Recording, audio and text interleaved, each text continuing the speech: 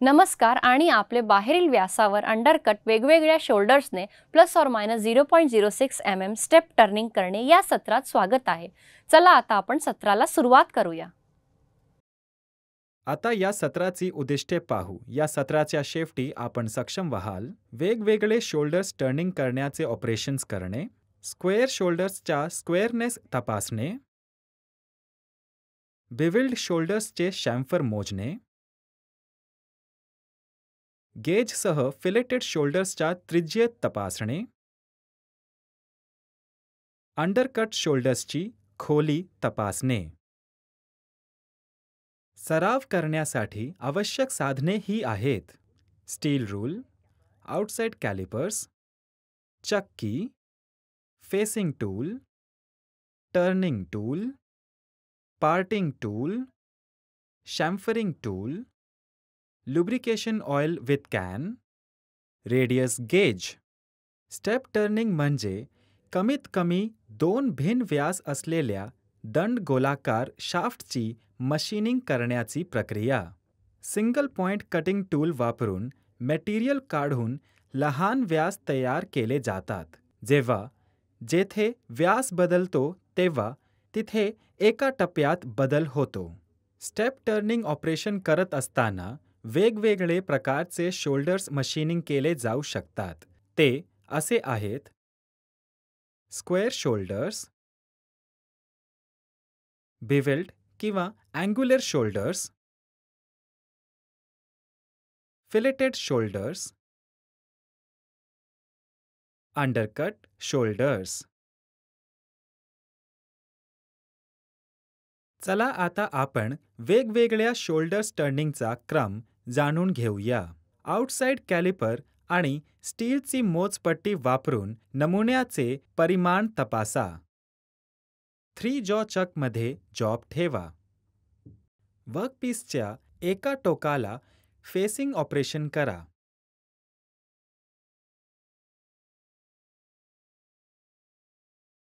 चकच्या बाहेर जास्तीत जास्त उपलब्ध लांबीसाठी व्यास 35 mm पर्यंत कमी करण्यासाठी टर्निंग ऑपरेशन करा. जॉब उलटवा आणि पुन्हा बसवा.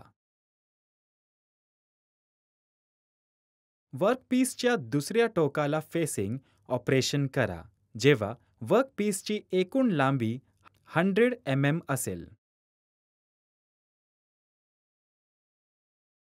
32.5 mm व्यास मिळवण्यासाठी फेसच्या टोकापासून 55 mm लांबीपर्यंत टर्निंग ऑपरेशन करा.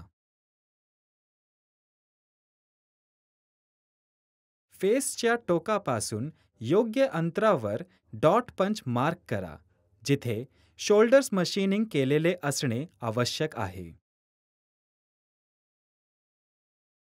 फिलेटेड शोल्डर्ससाठी लेआउट करताना त्रिज्या कापण्यासाठी अलाउन्स घ्या. वर्कपीसच्या शेवटी 1.5 mm त्रिज्या आणि 60 mm फिलेटेड शोल्डर्ससाठी लेआउट शेवटपासून 58.5 mm इतका असावा. 1.5 mm आर रेडियस टूल वापरून 0.5 mm व्यास काढा आणि फिलेटेड शोल्डर मिळवण्यासाठी रेखाचित्रानुसार 60 mm लांबीपर्यंत टर्निंग करा. फेसच्या टोकापासून 40 mm लांबीची व्यास 28 mm पर्यंत कमी करण्यासाठी टर्निंग ऑपरेशन करा.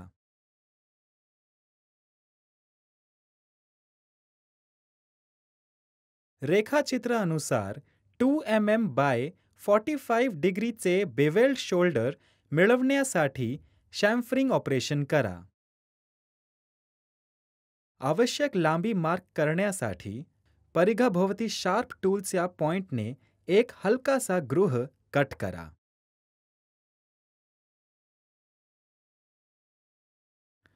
फेसच्या टोकापासून 15 mm लांबीसाठी व्यास 26 mm पर्यंत कमी करण्यासाठी टर्निंग ऑपरेशन करा.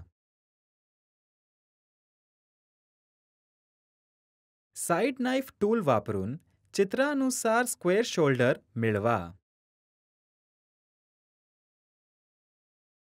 चला आता आपण अंडरकट टर्निंगचा क्रम जाणून घेऊया.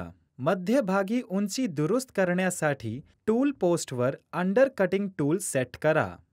फेसच्या टोकापासून 70 आणि 75 वर डॉट पंच मार्क करा, जिथे शोल्डर मशीनिंग केलेले असणे आवश्यक आहे.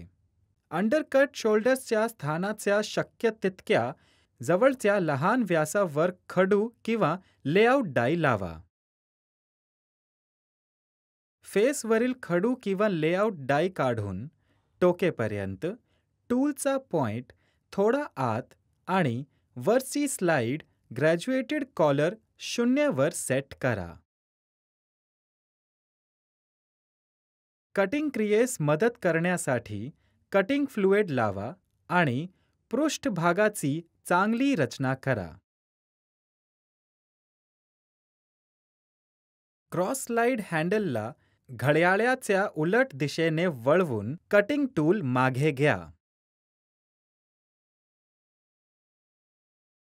अंडरकट शोल्डर योग्य खालीपर्यंत मशीनिंग हाईपर्यंत वरील प्रक्रियेची पुनरावृत्ती करा.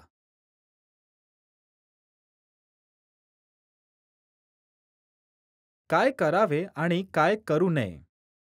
व्यासावर अवलंबून RPM निवडा.